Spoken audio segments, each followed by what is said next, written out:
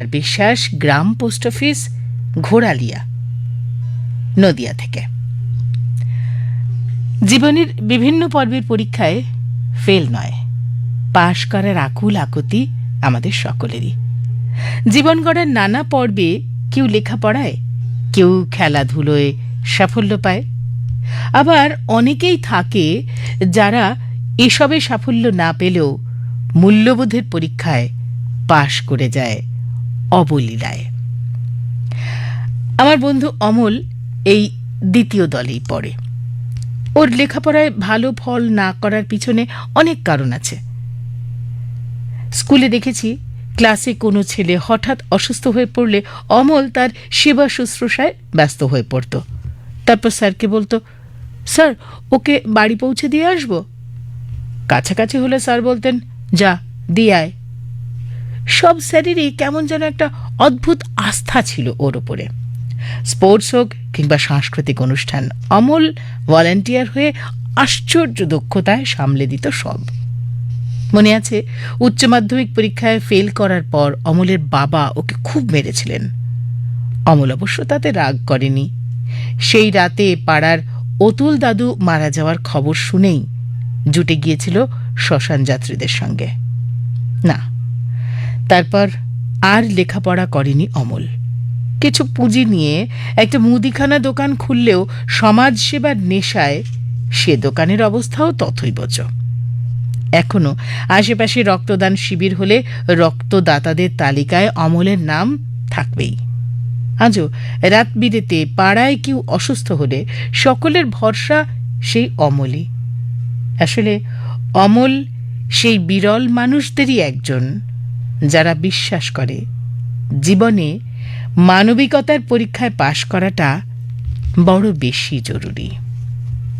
আন্তরিক শুভেচ্ছা সহ অনুপ কুমার বিশ্বাস, গ্রাম পোস্ট অফিস, ঘোড়ালিয়া, জেলা নদিয়া থেকে লিখেছেন। হেমন্ত গড়াই আপনার লেখা এসেছে চন্দননগর, হুগলি থেকে। উষার কিরণ প্রাত্যহিকী। ছেলেটি যে লেখাপড়ায় খুব ভালো ছিল তা নয়, বাড়িতে ছিল তার দিনমজুর বাবা, মা আর বোন। বাড়ির নানা কাজে সাহায্য করে পড়াশুনোটা টেনে টেনে চালিয়ে নিয়ে যাচ্ছিল। না, কোনো বছর ফেল করেনি সে। ভালো নম্বর না পেলেও প্রান্তিক নম্বরেই সে পাশ করে যেত। হাতের কাজের ক্লাসে ছবি আঁকার খাতা দেখিয়ে সে সকলকে অবাক করে দিত। এক এক ধাপ অতিক্রম করে সে মাধ্যমিক পাশ করল। জন্ম থেকেই ছেলেটা একটা চোখে দেখত না।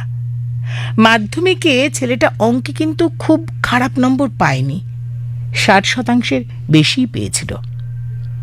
এরপর এলো উচ্চ মাধ্যমিকের পড়া। কলা বিভাগ নিয়ে পড়া শুরু করতেই নেমে এলো পারিবারিক বিপর্যয়। দায়িত্ব গেল বেড়ে, বিদ্যালয়ে আসা তার কমে গেল।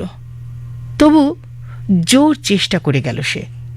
বিদ্যালয় থেকে যতটা সম্ভব সাহায্যের হাত বাড়িয়ে দেওয়া হলো, কিন্তু না, পারল না সে। উচ্চ মাধ্যমিকে পাশ করতে পারল না। মার্কশিট নিতে এসে সে খুব কাঁদল। বললাম, দেখ, আমরা তো সকলের উদ্দেশ্য মানুষ হয়ে পরিবারের পাশে দাঁড়ানো, আর তুমি সেটাই করেছ। পরীক্ষার ফলই তো সব নয়।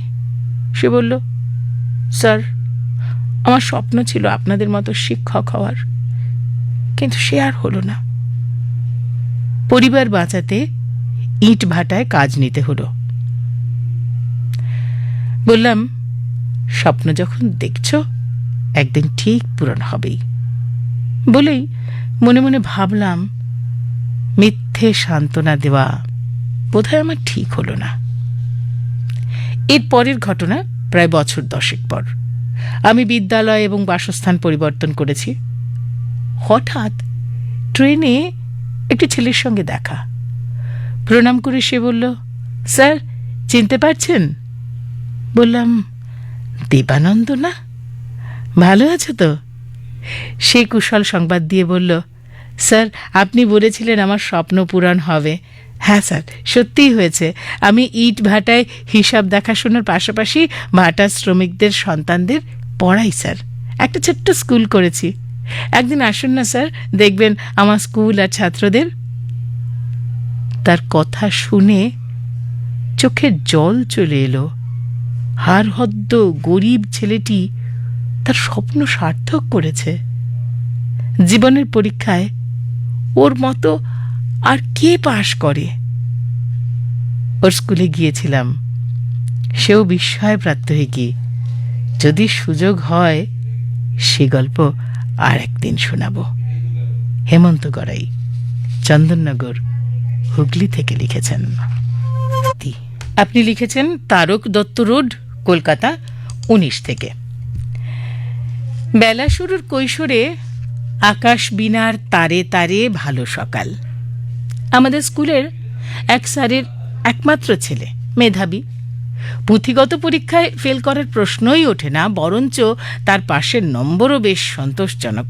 আরও অনেক কিছুতেই পারদর্শী, সেটাই স্বাভাবিক। ছেলেটির দুটো বিয়ের একটাও টিকল না। নেশায় আসক্ত, পাশে আরো আরো। ফানুষের মতো উড়তে থাকাটা সবাই দেখে, কিন্তু পতনের পোড়াটা চোখে পড়ে কজনের। আরেকদিকে এক দোকানে ফটোকপি করতে গিয়েছি। মালিক ছেলেটি চিনতে পেরে পরিচয় দেয়। ওর মা আমাদেরই এক আত্মীয়ের বাড়িতে রান্না করত। আমি তো অবাক, ওর এত বড় ব্যবসা। সাইনবোর্ড লেখায় দক্ষ ছেলেটি। তারই দোকানে ছাদহীন অনাথ মেধাবী ছেলেটিকে দোকানেই কম্পিউটারের কাজের দায়িত্ব দিয়ে থাকার ব্যবস্থাও করে দিয়েছে। প্রাত্যহিকে তোমাকেই দিলাম বেচারের দায়িত্ব। পাশ মানে কি মেধাবীর রেজাল্ট, না মানবিক বোধে শৃঙ্খলার সঙ্গে সুস্থ, সুন্দর, আনন্দ ঘন হয়ে জীবনযাপন করা? লিখেছেন শক্তি, তারক দত্ত রোড, কলকাতা 19 থেকে। লেখা এসেছে কাঁথি, পূর্ব মেদিনীপুর থেকে। লিখেছেন ডক্টর অনুত্তম পুরিয়ারি। পাশ ফেলের নিত্য নিদান প্রাত্যহিকী। ঝাঁ চকচকে বাংলো বাড়ির সুদৃশ্য পোর্টিকোয় বিলাসবহুল গাড়িটি এসে থামল। নামলেন বিভাসবাবু। পকেট হাতড়ে চাবি খুঁজতে লাগলেন দরজা খোলার জন্য। না, এমনটা কখনোই করেন না তিনি, করতে হয় না। গাড়ি গেটে ঢুকতে না ঢুকতেই দরজা আপনি খুলে যায়।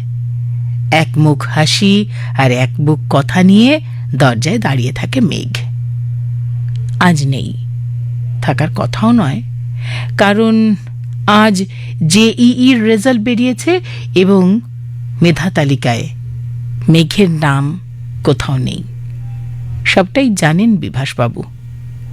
এও জানেন সারাদিন মায়ের কাছ থেকে কি ধরনের অভ্যর্থনা মেঘের কপালে জুটতে পারে।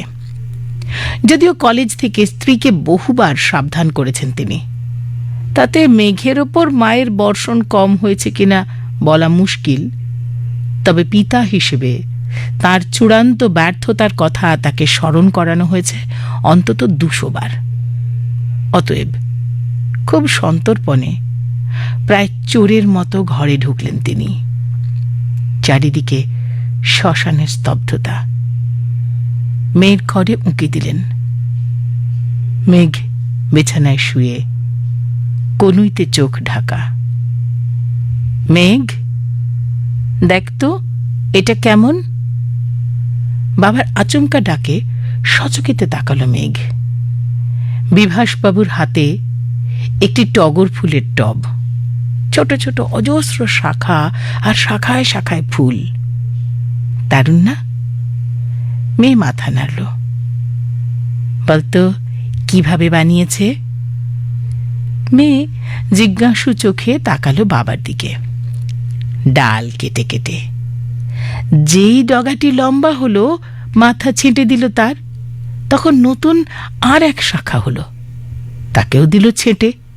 আবার নতুন শাখা, আবার যত শাখা তত ফুল। কি বুঝলি? মেয়ে দুদিকে মাথা নাড়ল। আমরা যখনই ধাক্কা খাই তখনই নতুন নতুন পথ খুলে যায়। সহজেই সব পেয়ে গেলে পৃথিবীকে জানবি কি করে? ইঞ্জিনিয়ারিংটাই কি একমাত্র পথ? আমি পরের বছর আবার জেই দেব। নিশ্চয়ই দিবি, কেন দিবি না? কিন্তু ধর তাতেও হলো না, এমন তো হয়। তখন জানবি তোর জন্য অন্য কোথাও আরো ভালো কিছু অপেক্ষা করে আছে। আমাকে দেখ, ইঞ্জিনিয়ারিং তো অনেক দূর। সামান্য কেরানির চাকরির জন্য হন্যে হয়ে ঘুরেছি। 2000, 4000 যা মাইনে পাইনি। দুবেলা খাবার জোটে না। হঠাৎ ভাবলাম, দূর শিক্ষার মাধ্যমে কতজন পড়াশুনো করতে চায়, যোগাযোগের অভাবে পেরে ওঠে না। সেই যোগাযোগটাই হয়ে উঠল আমার বৃত্তি। সেও কি আর বড় কিচ্ছু না। প্রচুর লড়লাম, উপায় কি? দেওয়ালে যখন পিঠ। তারপর নিজেই কলেজ করলাম, ছোট্ট করে তাকেই বাড়িয়ে তুললাম। 1 থেকে 2, 2 থেকে 3। আজ ইঞ্জিনিয়ারিংয়ে গোল্ড মেডেল পাওয়া ছাত্ররা আমার কলেজে শিক্ষকতার আবেদন করে। ভেবে দেখ, যদি সেদিন কেরানির চাকরিটা আমার সত্যি জুটে যেত। এখন কি বলবি আমায়, পাস নাকি ফেল? মেঘ কোনো উত্তর দিল না। বিভাসবাবু বললেন, একটাই কথা তোকে বলবো, যদি পণ করেই থাকিস ভরসা রাখ, হবেই হবে। আর যদি নাও হয়, সেখান থেকেই পাবি অন্য আলোর সন্ধান। জীবনের ধন কিছুই যায় না ফেলা। পাশও না, ফেলও নয়। বাপ মেয়ে দুজনেই নীরব। পাশের বাড়ির রেডিওতে গান ভেসে আসে, আমি বহু বাসনায় প্রাণপণে চাই, বঞ্চিত করে বাঁচালে মোরে। লিখেছেন ডক্টর অনুত্তম পরিয়ারি, কাঁথি, পূর্ব মেদিনীপুর থেকে। আলপনা জানার লেখা এসেছে চণ্ডীপুর, পূর্ব মেদিনীপুর থেকে। ব্রিলিয়েন্ট ছাত্রী হওয়া সত্ত্বেও সুমনা যখন ক্লাস 9-এ পড়ে, তখন আর্থিক অনটনের দরুন সুমনার পড়াশোনা স্থগিত রইল। সুমনা অভিমানের স্বরে বাবাকে বলল, বাবা, আমি যদি তোমার ছেলে হতাম তবে কি তুমি আমার এই বয়সে পড়াশোনা বন্ধ করে দিতে পারতে? আমি পড়ব বাবা। নিরুপায় পিতা নিরুত্তরই থেকেছে। অথচ কৃষক বাবা কৃষির জমিটুকু বিক্রয় করে ছেলেকে ডাক্তারি পড়ালেন, কারণ বৃদ্ধ বয়সে ছেলেই তো মা বাবাকে দেখভাল করবে। ছেলে ডাক্তারি পাশ করে আমেরিকা চলে গেল। প্রথম মা বাবার সঙ্গে যোগাযোগ রাখলেও একটু একটু করে মা বাবার সঙ্গে সন্তানের সম্পর্কের দূরত্বটা বাড়তে থাকলো। পরে ভারতবর্ষ থেকে আমেরিকার দূরত্ব অপেক্ষাও পিতা পুত্রের সম্পর্কের দূরত্ব অধিক হয়ে উঠল। জীবন ধারণের জন্য বৃদ্ধ পিতামাতা তাদের শেষ সম্বল বাস্তুভিটা বিক্রয় করতে উদ্যত হল, কারণ এছাড়া কোনো উপায় ছিল না। এই অবস্থায় তাদেরই মেয়ে সুমনা বৃদ্ধ পিতামাতার দিকে মানবিকতার হাত বাড়িয়ে দেয়। পিতা মেয়েকে বুকে জড়িয়ে ধরে বলল, মানুষ হওয়ার পরীক্ষায় তুই পাশ করে গেছিস মা, আর তোর ভাই ফেল করে গিয়েছে। লিখেছেন আলপনা জানা, চণ্ডীপুর, পূর্ব মেদিনীপুর থেকে।